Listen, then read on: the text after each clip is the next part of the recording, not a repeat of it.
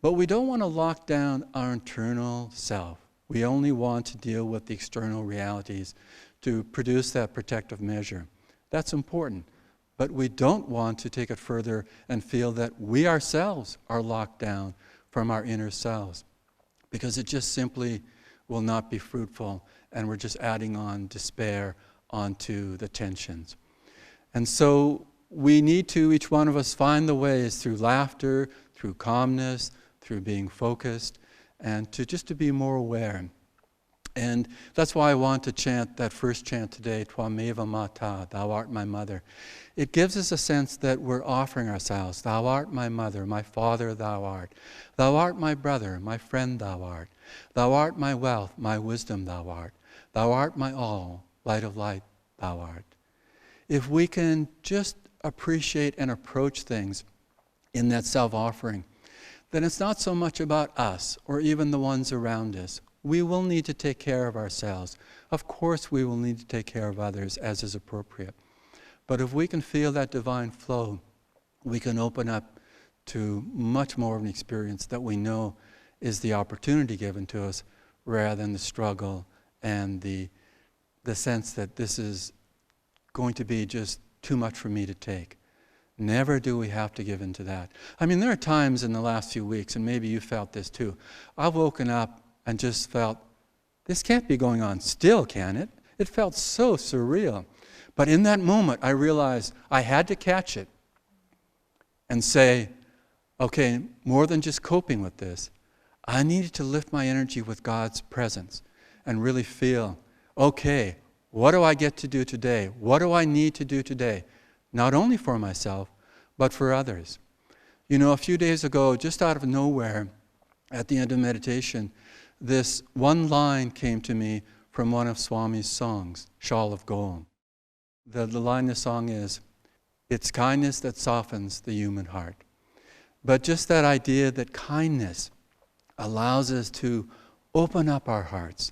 It allows us to be real in the situations that are before us. Because kindness is something that's very practical. It isn't just some airy-fairy thought that we have that we're feeling good about, that it's slapping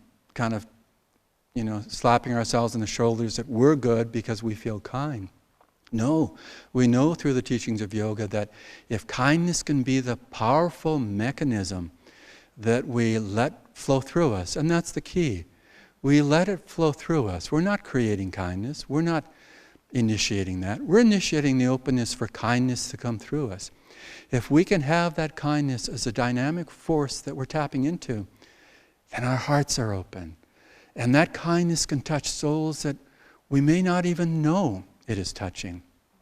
One of the things perhaps a lot of us are doing already, but it's good to keep in mind that it's a powerful way to bring that kindness into practice. And that's doing healing prayers. You know, probably like me, you've probably increased the number of people you're praying for on a daily basis. Some of these people are in dire circumstances, and some of them you just realize probably intuitively they need our help. But really being alive in those healing prayers, it's like we become this powerful instrument, this powerful tool that the divine can flow through.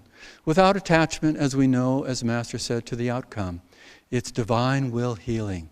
It isn't that we're demanding an outcome.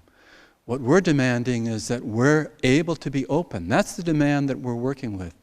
That we are open enough for that grace, that flow to be real, and more than that, to be dynamic, to be something that will touch the world.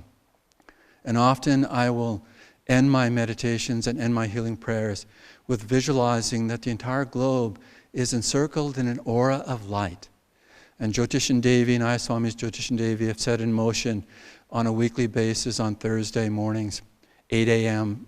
Pacific time in California in the United States, to come all together online and to be a warrior of light, to have a prayer, have a visualization, have a meditation, and to repeat the prayer affirmation for being a warrior of light, of really initiating that each day as well, not only on Thursdays when we as a whole come together online as much as possible, but each day to just be alive, not just to remember to repeat it, but to bring our whole sense of being alive in that experience, to nurture that kindness can come through us and touch others. When that happens, then that kindness softens the human heart, and we are alive in the moment. And then God's grace can come through in many ways that we probably can't tell could happen. You know, the miracles can flow through. The touches of a person to person can come through. And ultimately, the touch of God can come through to each soul and to each person. Many blessings to you.